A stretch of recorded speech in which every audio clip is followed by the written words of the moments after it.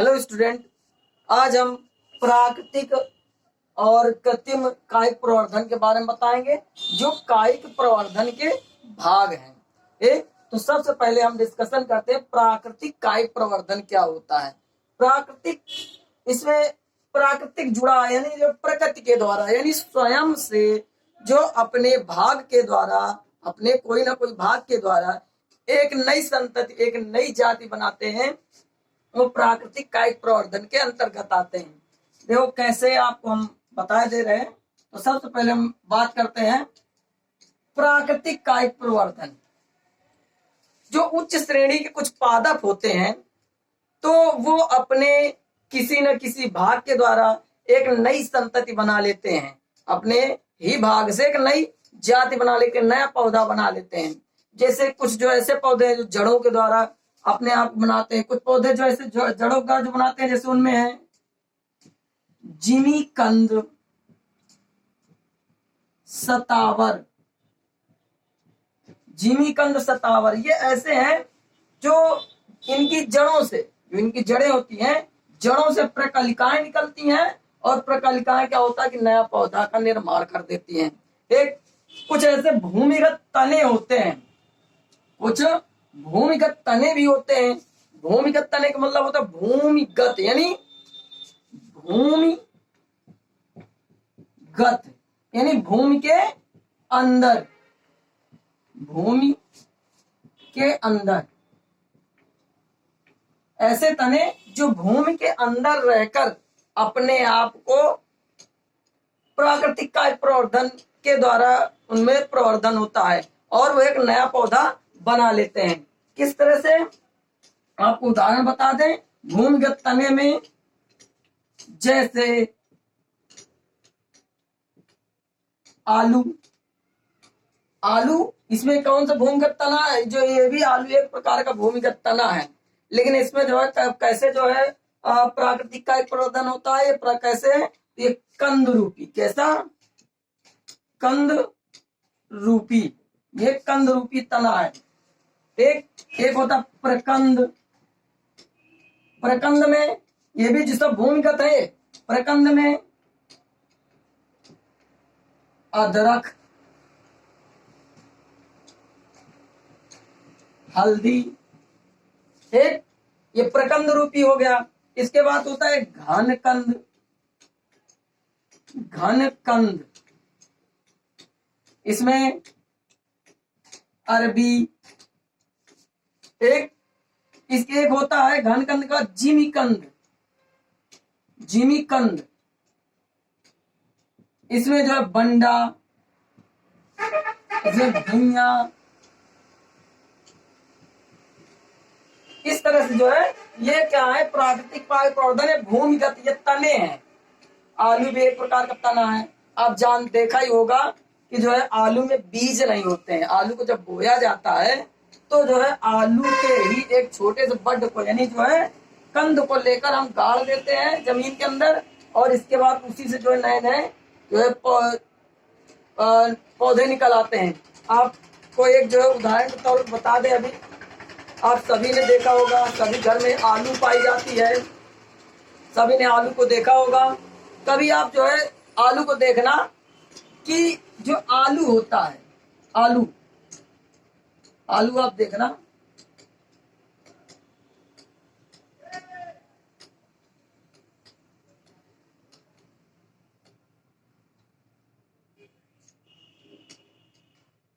आलू को आप ध्यान से जब देखेंगे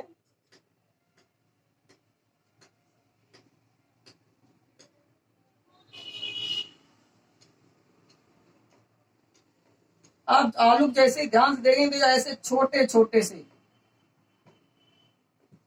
छोटे से आंखें पाई जाती हैं आलू में। ध्यान, क्योंकि आलू सबके घर में होता है, सॉरी होता नहीं है, लाया जाता है, यूज किया जाता है। तो जो है इस तरह से आलू में छोटे छोटे ये जो है आंखें, तो छोटी छोटी जो है बिंदियां सी दिखेंगी। ठीक, इनको जो है आंख भी कहते हैं, आंख। ठीक, तो जो जब कभी देखना कि आलू रखा होता है, रखे जैसे मॉस्फेयर आता है, थोड़ा सा उसमें नमी की मात्रा बढ़ती है आलू में, तो इन्हीं छोटे छोटे भागों से क्या होता है कि छोटे छोटे जो है वैसे निकल आते हैं, छोटे छोटे बड से निकल आते हैं जो है, ठीक। तो इसी तरह जो है यहीं से, इन्हीं जो है छोटे छोटे बिंदुओं से जो है आलू का प्रवर्धन होता है, ठीक। और इसी गाड़ देते, ज्यादा बड़ा आलू होता है तो क्या करते हैं, उसको बीच से काट के हाफ हाफ करके जो है उसको गाड़ देते हैं, और इस तरह से नया पौधा इन्हीं के द्वारा बनता है। देख, गन्ना देखा होगा, गन्ने में भी ऐसा होता है, लेकिन गन्ने को जो है वो प्राकृतिक भी कहेंगे, जो है कृत्रिम भी कहते हैं। तो जो है इस तरह से ये भूमिगत तने हो गए। कुछ जो है ऐसे तने हैं जो बाहरी तने भी होते हैं, कुछ स्थल्क रूपी तने, जैसे प्याज। प्याज, प्याज क्या है, ये भी एक तना है। आप प्याज को देखा होगा, बड़े ध्यान से इसको थोड़ा रफ कर दें। प्याज भी जो है प्राकृतिक काय प्रवर्धन का है, लेकिन इसको सल्क कंद कहते हैं। तो इसमें देखा होगा कि जो प्याज होती है इस तरह से,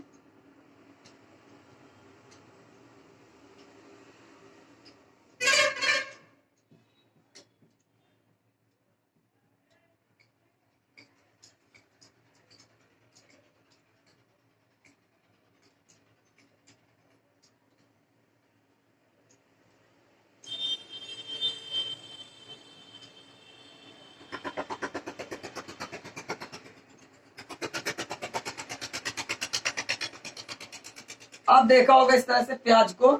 तो प्याज में जब देखा होगा तो जो है प्याज का जो जड़ तो ये हो गई इसकी, आप ये सोच रहे कि तना कैसे प्याज कहलाएगा, तो जो जड़ ये हो गई, यहां से लेकर ये इसकी क्या हो गई, पत्ती हो गई। अब ये बीज का भाग जो होगा यहां से यहां तक के बीज का, तो ये क्या हो गया, तना। लेकिन कैसा तना होता है, सल्क रूपी, सल्क रूपी तना ये कहलाता है, ठीक। तो ये भी एक प्रकार का तना है। तो इस तरह से इसके जो है लगाया जाता है, इसको किया जाता है। तो ये सल्क रूपी, सल्क कैसे जो है ये पत्र होते हैं, इनको सल्क कहते हैं, सल्क पत्र कहते हैं, ठीक। तो केसर और प्याज में इस तरह से जो है प्रवर्धन होता है। आगे बढ़ते तो ये प्राकृतिक कायिक प्रवर्धन के सारे भाग हैं। आगे बढ़ते हैं तो कुछ जो है जड़, जो है जड़ों के द्वारा होता है, कुछ में जड़ों के द्वारा होता है। जैसे कुछ ऐसे पौधे हैं जिनमें जड़ के द्वारा जो है प्रवर्धन हो जाता है, उनको जड़ को लगा दो तो उनसे जड़ों से ही नई नई जो है प्रवर्धन हो जाता है। कुछ ऐसे हैं जो पत्तियों से होता है, उनकी पत्तियों से ही नया पौधा बन जाता है। जैसे एक पौधा है ब्रायोफिल्लम के अंतर्गत आते हैं, ये ब्रायोफिल्लम,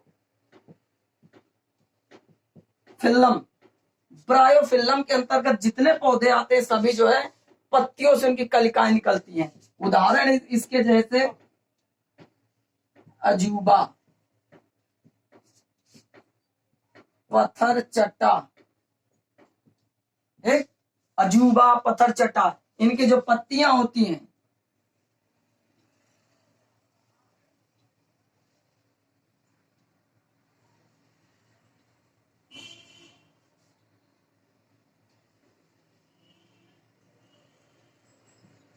इनकी जो पत्तियां होती हैं, तो इन पत्तियों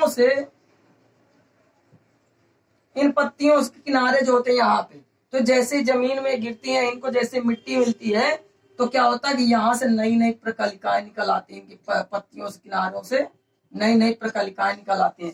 तो इस तरह से अजूबा है, पत्थरचट्टा है और अन्य पौधे हैं जिनमें जो है इस तरह से इनका प्रवर्धन होता है, कायिक प्रवर्धन होता है। तो ये सारा हो गया प्राकृतिक कायिक प्रवर्धन के अंतर्गत आता है। अब बात करते हैं कृत्रिम कायिक प्रवर्धन। ये प्राकृतिक कायिक प्रवर्धन के अंतर्गत सभी आते हैं। अब हो गया कृत्रिम कायिक प्रवर्धन को आपको बता दे, उसकी जानकारी दे दे। कृत्रिम कायिक प्रवर्धन, देखो यहाँ पर कृत्रिम, कृत्रिम का मतलब होता है जो है आर्टिफिशियल, इंग्लिश में कहते हैं। एक तो जो कृत्रिम, मनुष्य ने, जो मानव है, ये अपने उपयोग के लिए बहुत सारे बेकार पौधों में अच्छे पौधों को लगाकर एक जो है जल्दी और सुविधाजनक जो है पौधों को नए पौधों को उत्पन्न किया है। ठीक, तो ये पूरी तरह से मानव निर्मित होता है। ठीक, तो इसके जो है कई भाग भी हैं जो मानव निर्मित होता है कि मानव किस तरह से जो है इनको लगाते हैं, और ये बहुत सुविधाजनक होता है और जल्दी होता है। तो इनमें कृत्रिम कायिक प्रवर्धन में 3 या 4 प्रकार का होता है। पहला नंबर है इसका कलम द्वारा, कलम या द्वारा ना करके कलम विधि कहते हैं, कलम विधि। दूसरा है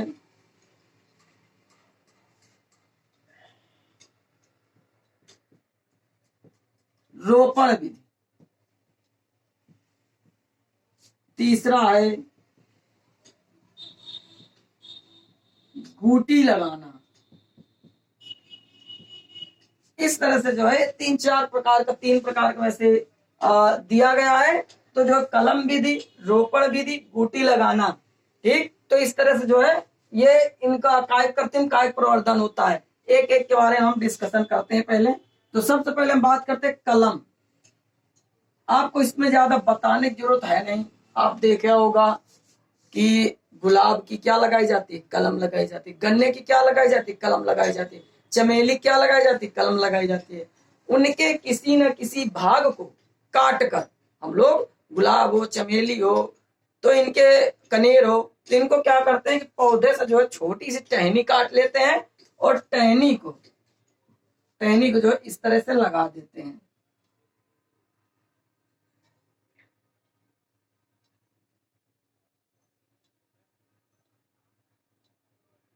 इस तरह से जो है टहनी को लगा देते हैं। फिर टहनी से क्या होता है कि जो है यहाँ से नए नए प्रकलिकाएं निकल आती है, बाहर की ओर निकल चलती हैं। ठीक, तो इस तरह जो है कलम भी है।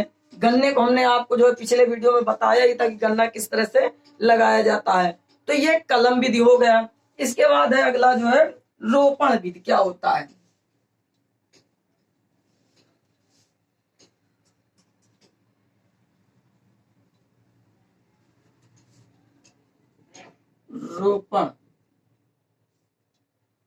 रोपण विधि में क्या होता है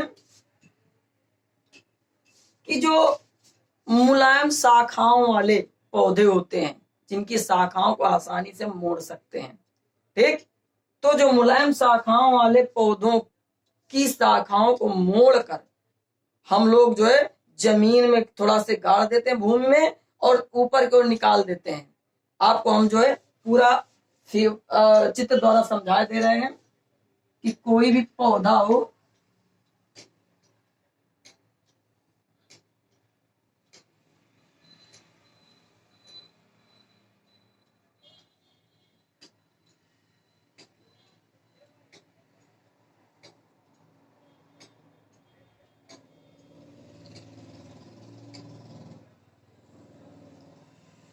इस तरह से सपोर्ट मान लो एक पौधा है, इस तरह से कोई पौधा है, तो इसमें क्या करते हैं, जो मुलायम शाखाएं होती है, जैसे सपोर्ट इधर ये मुलायम शाखा है और ये यहाँ से ये जमीन है, इसकी भूमि है, तो हम लोग क्या करते हैं, जैसे नींबू वर्गीय फसलें जो होती है, नींबू वर्गीय जो पौधे होते हैं उनमें, चंपा चमेली में, तो क्या करते हैं कि इसको हम ऐसे मोड़ देते हैं, ऐसे मोड़ के जमीन से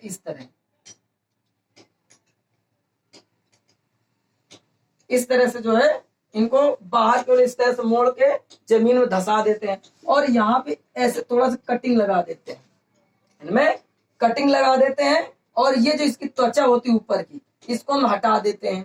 कटिंग हम लोग काटते नहीं, हल्की त्वचा केवल निकल जाए, और यहाँ पे मॉस घास या जो है अन्य जूट वगैरह इस तरह जो है बांध के और थोड़ा से गोबर की खाद डाल देते हैं। अब कुछ दिनों बाद क्या होता है कि ये यहाँ से जो है नए नए जो है पौधे तो पहले से निकले होते हैं, और यहाँ जड़ें निकल आती हैं, छोटी छोटी सी जड़ें निकल आती है। फिर इसको क्या करते हैं, यहाँ से काट देते हैं, और काट के जो है क्या करते हैं कि इसको जितना काटते हैं इसको जो अलग जाके रोपित कर देते हैं। तो इस तरह से जो है ये रोपण विधि होती है। ठीक, और एक नया पौधा ये बन गया। इसके अलावा एक तरीका और इसमें लोग अपनाते हैं, पौधे में लगे ये पौधा है तो इसकी डाल ये है, तो क्या करते हैं, यहाँ इसकी जो है ऐसे यहाँ थोड़ी सी इसकी त्वचा को निकाल लेते हैं, और निकालने के बाद जो एपिडर्मिस होती है इसकी जो है छाल, उसको निकालने के बाद यहाँ पर मोटी मोटी मांस घास लगा देते हैं। और मांस घास के बाद जो इसमें जूट या अन्य नहीं, अगर मांस घास लगा दिया तो जूट की जरूरत नहीं है, और इस पे फिर जो मिट्टी लगा के इस तरह बांध देते हैं। ठीक, कुछ दिनों के पश्चात क्या होता है कि यहाँ पे जड़ें निकल आती हैं, और जब जड़ें निकल आती है तो यहाँ से काट कर इसको अलग लगा दिया जाता है। अब मार्केट गए होंगे, वहां पे देखा होगा कि इतना छोटा सा नींबू का पेड़ है और उसमें नींबू लगे हैं। तो यही कारण होता है कि जो है उसको इस विधि के द्वारा बनाया जाता है। तो ये जो है रोपण विधि होती है। ठीक, इसके बाद है गूटी लगाना।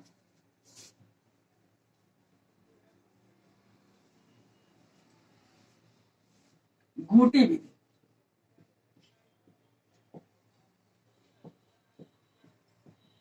गूटी विधि में क्या करते हैं कि जो पौधों की शाखाएं मोटी हो जाती है, जिनको हम लचा नहीं सकते आसानी से, उनमें ये क्रिया अपनाई जाती है। ठीक, उनमें क्या करते हैं कि यही विधि जो हमने बताई थी कि जो इस तरह लपेट देते हैं, तो इसी तरह जो एक शाखा पे इसी तरह जो है पूरा लपेट देंगे, और एक उसके ऊपरी शाखा, एक ऊपरी शाखा लेते हैं, वहां पे क्या करते हैं एक जो बर्तन बांध देते हैं इस तरह से, और उसको रस्सी के सहारे यहाँ पर उस शाखा में बांध देते हैं बर्तन को, और उसी के नीचे हल्का सा छेद कर देते हैं, और छेद एक रस्सी या तो जो है या केवल छेद रखते हुए एक धागा ऐसे नीचे तक डाल देते हैं।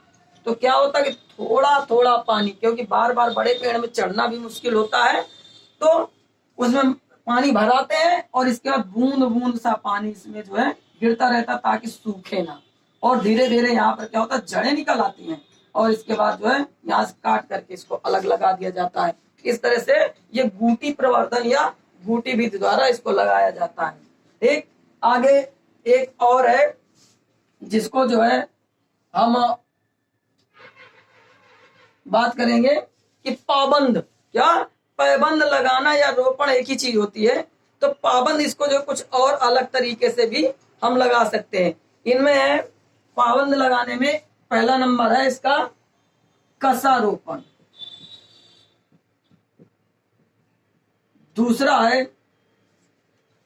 दूसरा इसका जो है स्पान रोपण,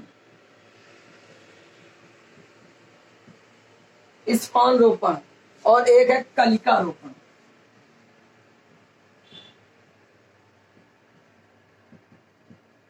कलिका रोपण, अब देख कसा रोपण में क्या होता है कि कसा रोपण में हम क्या करते हैं कि इस तरह से एक पौधे, अब यह जितना पाबंद का मतलब होता है जो बेकार पौधे होते हैं, तो बेकार पौधों में अच्छी जाति के पौधे को लगा देना, ये क्या कहलाता है पाबंद कहलाता है, या रोपण भी कहलाता है। ठीक, तो जो है अच्छी नस्ल के पौधे को लगा देना, बेकार नस्ल। किसी क्षेत्र में ऐसा है कि कोई क्षेत्र में कोई पौधा नहीं होता है और कोई पौधा होता है, तो जो होने वाला पौधा होता है, मान लो कि जो है किसी क्षेत्र में गूलर, आप जानते हैं गूलर का पौधा आसानी से हो जाता है वहां पे, लेकिन वहां क्या नहीं होता, वहां आम का पौधा नहीं हो आता। तो क्या करते हैं, गूलर का जो पौधा नीचे का होता है तो उसको क्या करते हैं काट देते हैं ऊपर के भाग को गूलर के, और उसमें क्या करते हैं कि आम की एक टहनी लेकर हम लोग जोड़ देते हैं। तो नीचे का देखो गूलर का रहेगा, ऊपर का आम का रहेगा, लेकिन उसमें लगेंगे ऊपर का ही आम ही उसमें लगेंगे। ठीक, तो इस तरह से जो होता है। अब देखो आपको बता दें कसा रोपण कैसा होता है। कसा रोपण में एक नीचे का कोई भी पौधा लेते हैं,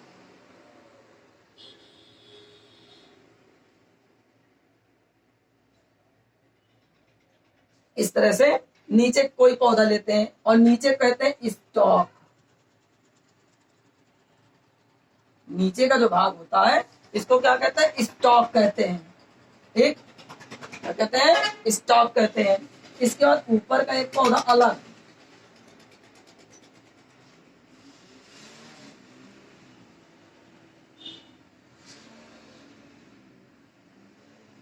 इस तरह से। अब इसको क्या करते हैं, बीच में समेट कर बांध देते हैं। ठीक, इसको कहते हैं स्यान, क्या कहते हैं, इसको स्यान कहते हैं। ठीक, नीचे के भाग को स्टॉक कहते हैं, ऊपर के भाग को स्यान कहते हैं। ठीक, सपोर्ट इधर मान लो ये आम का हो गया और नीचे एक इसका हो गया गूलर का। ठीक, तो इस तरह से अब क्या करते हैं, इसमें रस्सी, इसमें जो है रस्सी से ऐसे ऐसे बांध देते हैं, ठीक, बीच में, और जो है कसकर बांध देते हैं, और यहाँ पे थोड़ी सी मांस घास और थोड़ा सा जो है मिट्टी लगाकर बांध देते हैं। कुछ दिनों बाद क्या होता है, ये आपस में जुड़ जाता है, और जुड़ने के बाद फिर देखो अब यहाँ गूलर का, देखो नीचे गूलर का ही सब कुछ मिल रहा है, सब कुछ गूलर का है, लेकिन ऊपर का जो पौधा है वो आम का है, इसलिए उसमें आम लगेंगे और आम का ही पौधा ऊपर का निकलेगा। ठीक, नीचे से कोई मतलब नहीं है, क्योंकि वहां की मिट्टी जो है गूलर के पौधों को एडजस्ट करती है, तो वहां नीचे उसको गूलर से मतलब है, ऊपर से कुछ भी लगाओ। तो इस तरह से जो है ये होता है कसा रोपण, ये कहलाता है। ठीक, अब लोग कलमी आम कहते हैं, सुना होगा कि कलमी आम क्यों कहते हैं। कलमी आम कोई जो अलग जाति प्रजाति नहीं है, कलमी आम का यही है कि कलम करके जो लगाया जाता है उसको कलमी आम कहते हैं। ठीक, कि किसी अन्य पादप पर जो है आम के टहनी को जो है कलम करके लगा देना, तो वही कलमी आम होते हैं। ठीक, तो इस तरह से अगला स्पॉन रोपण। स्पॉन रोपण देखो क्या होता है, आप समझ गए होंगे, नीचे के भाग को स्टॉक और ऊपर के भाग को स्यान कहते हैं। अब देखो जो है स्पॉन रोपण क्या होता है। स्पॉन रोपण में क्या होता है कि जिस तरह से हमने बताया कि इस तरह से इसमें एक काट लगा देते हैं, इस तरह से, इसके बाद ऊपर से खूंटे की तरह इसको छीन देते हैं,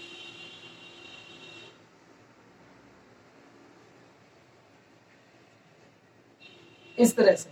अब क्या कर देते हैं, इसको जो है इसमें धसा देते हैं इसमें। ठीक, अब रहेगा वही, इसको क्या कहेंगे, स्टॉक, और इसको कहेंगे स्यान। ठीक, तो इस तरह से इसको क्या करते हैं, इसको ऐसे करके यहाँ तक बराबर आ जाए।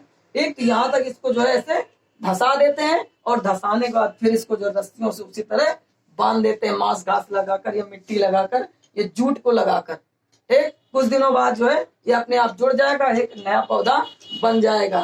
ठीक, तो ये हो गया तुम्हारा जो है स्पॉन रोपण। एक कलिका रोपण अब आपको बता दें।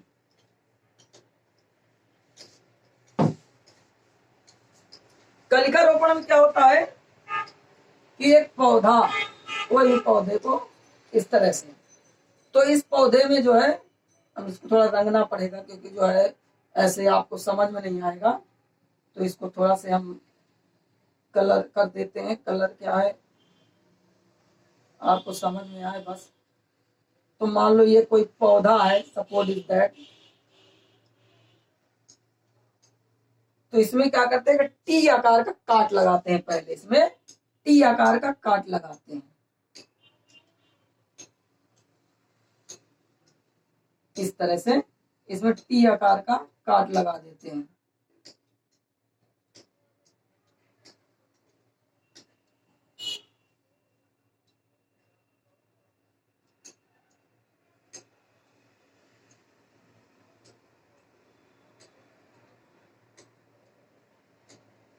इस तरह से एक टी आकार का इसमें काट लगा देंगे।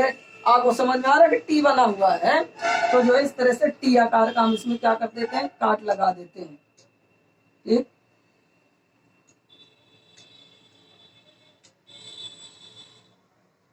इस तरह से टी आकार का इसमें काट लगा देते हैं, और काट लगाने के बाद इसमें जो है एक प्रकलिका, कोई भी जो है एक जो है पत्तीदार पौधा इसमें यहाँ पे लगा देते हैं।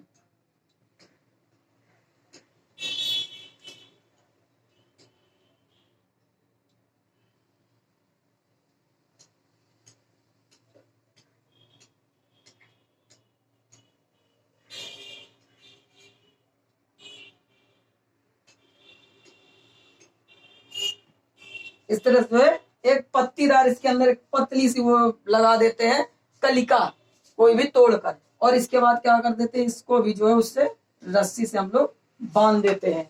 बांधने के बाद कुछ दिनों बाद जो है एक नया पौधा बन जाएगा, और इसको काट कर हम अलग लगा देते हैं। तो इस तरह से ये कृत्रिम कायिक प्रवर्धन हो गया। लास्ट है इसमें आज बता दें कि कृत्रिम कायिक प्रवर्धन से लाभ क्या है। ये भी आपको बता दें कृत्रिम कायिक प्रवर्धन से क्या लाभ होता है। देखो कृत्रिम कायिक प्रवर्धन से बहुत बड़े लाभ होते हैं, बहुत महत्व है इसका। इसमें क्या होता है, कायिक जनन में नए पौधे कम समय में उत्पन्न हो जाते हैं। ठीक, अब ऐसे अगर हम बीज बोते हैं तो बीज में धीरे धीरे उसमें निकलेगा इस तरह से, फिर बीज बड़ा हो, फिर पौधा बड़ा होगा, फिर और बड़ा होगा, फिर जो जब वो अपने परिपक्व अवस्था में आ जाएगा तब उसमें फल फूल लगेंगे। लेकिन जो है कृत्रिम कायिक प्रवर्धन में क्या है कि हम जो है लगाएंगे तो हो सकता है कि हम जो फूलदार एक वृक्ष को ही जो है कायिक प्रवर्धन के द्वारा अलग कर दें और वो अगले साल या अगले महीने उसमें फल लगने लगे। ये एक बहुत बड़ा फायदा होता है, बहुत उसमें जो है जल्दी आ जाते हैं। और इस विधि द्वारा जनन उन सभी पौधों में आसान होता है जिनमें बीज नहीं बनते हैं।